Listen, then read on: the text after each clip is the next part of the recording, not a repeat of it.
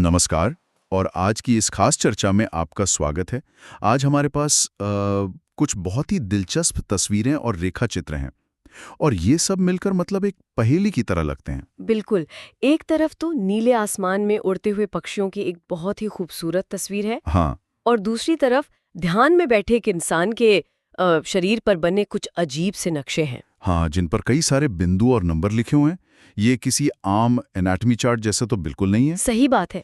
ये शरीर के अंदर की किसी और ही दुनिया की तरफ इशारा कर रहे हैं। बिल्कुल।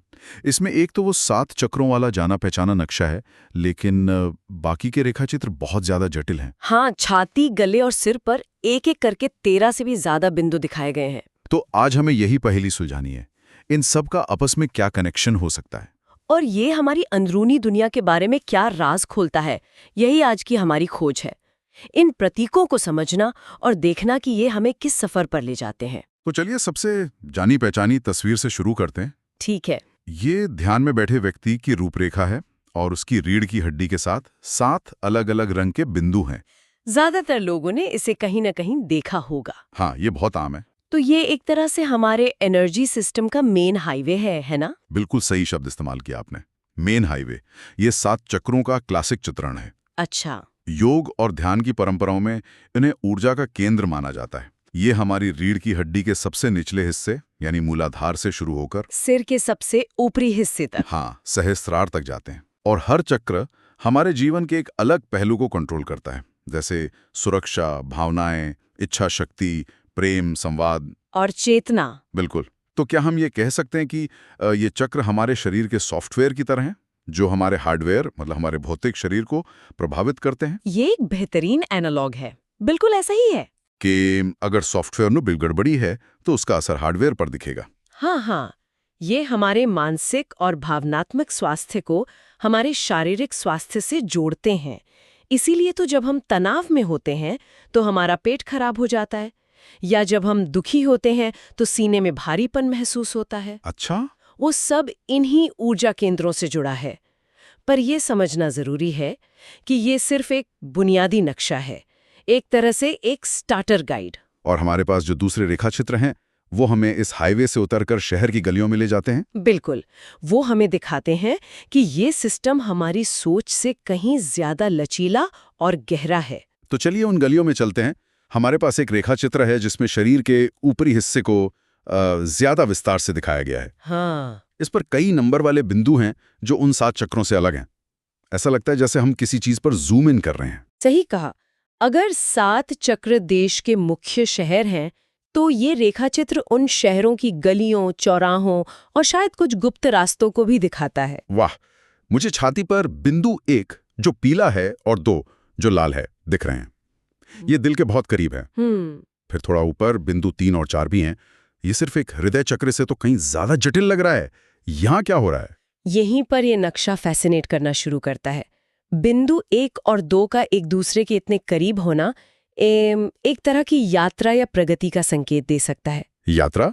कैसी यात्रा? एक संभावना ये है कि बिंदु 1 व्यक्तिगत प्रेम का केंद्र हो, जैसे परिवार, दोस्तों, पार्टनर के लिए जो हम महसूस करते हैं। ठीक है। और बिंदु 2 शायद एक ज्यादा विस्तृत, एक सार्वभौमिक करुणा का केंद्र हो, मतलब पूरी मानवता या सभी जीवों के लिए प्रेम। अच्छा, मतलब इस ध्यान पद्धति में ऊर्जा को व्यक्तिगत प्रेम से सार्वभौमिक प्रेम की ओर ले जाने की प्रक्रिया शामिल हो सकती है। बिल्कुल संभव है।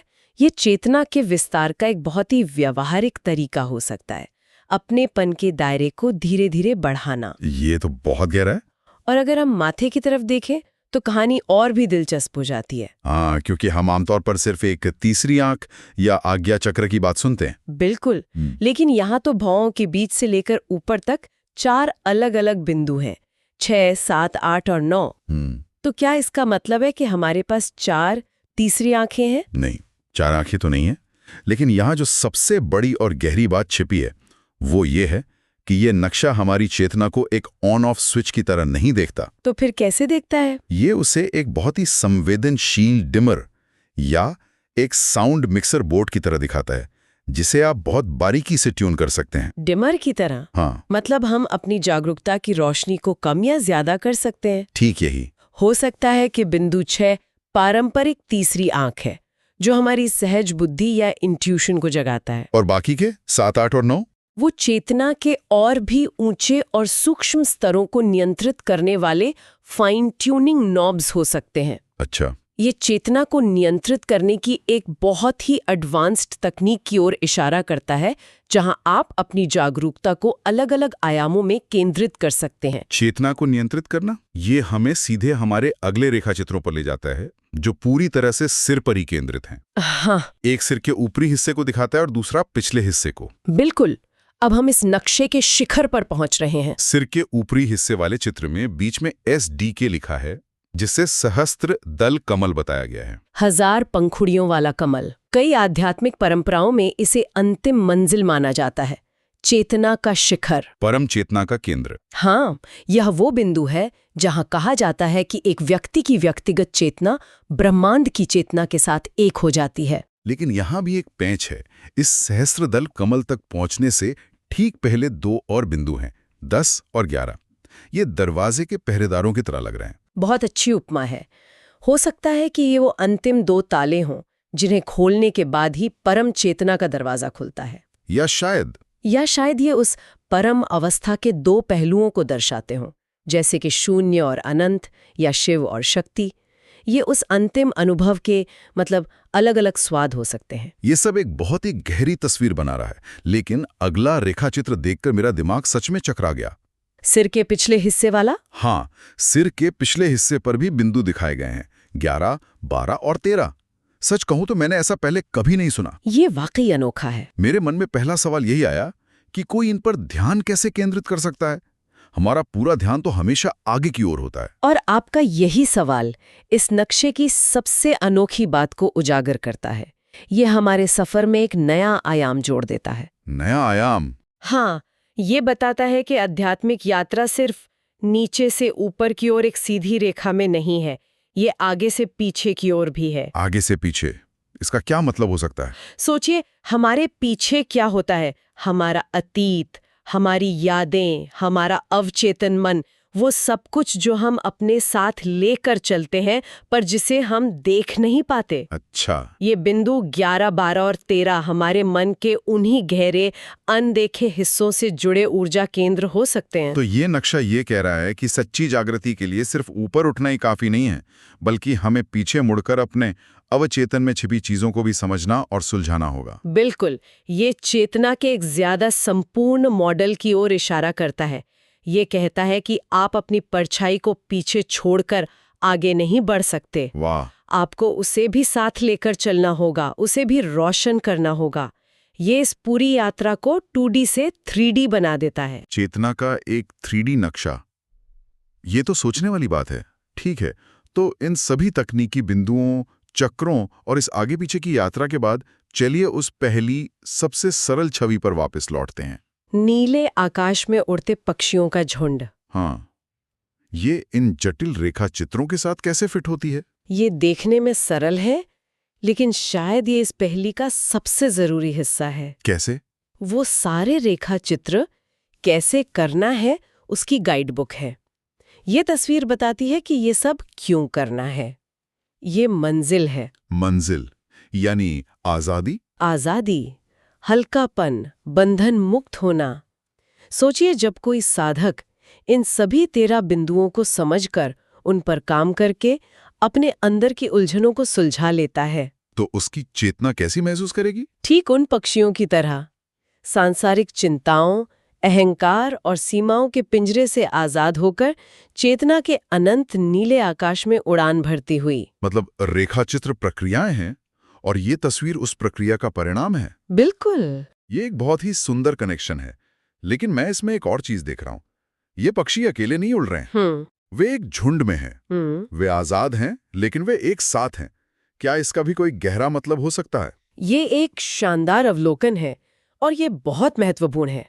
क्या ये अंदरूनी आजादी की यात्रा हमें दूसरों से जोड़ती है? हाँ, ये इसी बात की ओर इशारा करता है कि परम मुक्ति का मतलब दुनिया से कटकर अकेले हो जाना नहीं है। शायद असली आजादी तब है जब आप ये महसूस करते हैं कि आप उस पूरे झुंड का हिस्सा हैं, आप सबसे जुड़े हुए हैं। अच्छा, ये व्यक्तिगत मुक्ति है जो सार्वभौमिक एकता की भावना की ओर ले जाती है। आप आजाद होकर भी सबके साथ एक सुर में उड़ रहे हैं। वाह! तो जब हम इन सभी टुकड़ों को एक साथ रखते हैं, 7 चक्र, 13 बिंदु, आगे पीछे का सफर और ये पक्षी, तो बड़ी तस्वीर क्या बनती है? बड़ी तस्वीर ये है कि हमारे पास आत्म अन्वेषण के लिए एक असाधारण रूप से विस्तृत और गहरा नक्शा है।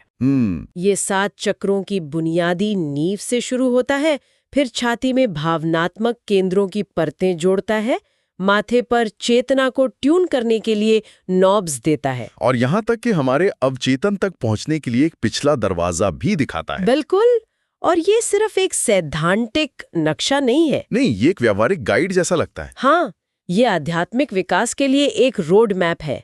ये बताता है कि ऊर्जा कहाँ है, उसे कैसे महसूस करना है और अंततः उस ऊर्जा को उस अवस्था तक कैसे ले जाना है जहां आप उन पक्षियों की तरह हल्का और आजाद महसूस कर सकें। ये दिखाता है कि हमारा शरीर सिर्फ एक भौतिक मशीन नहीं है, बल्कि चेतना का एक जीवंत, जटिल और खोजे जाने योग्य ब्रह्मांड है। ये चर्चा हमें ये भी याद दिलाती है कि ये स्रोत हमें मंजिल का नक्शा तो देते हैं, लेकिन सफर वो तो हर किसी को खुद ही तय करना पड़ता है। सही बात है। नक्शा इलाका नहीं होता, अनुभव खुद करना पड़ता है। और हम अपने श्रोताओं के लिए एक विचार छोड़ना चाहेंगे। जरूर। इस विस्तृत आंतरिक नक्शा हमारे शरीर और हमारी चेतना के बीच के संबंध के बारे में क्या गहरा सच बताता है? और क्या इन विशेष बिंदुओं पर ध्यान केंद्रित करके कोई व्यक्ति सचमुच अपनी चेतना को उसकी वर्तमान सीमाओं से परे ले जा सकता है? इस पर सोचिएगा जरूर।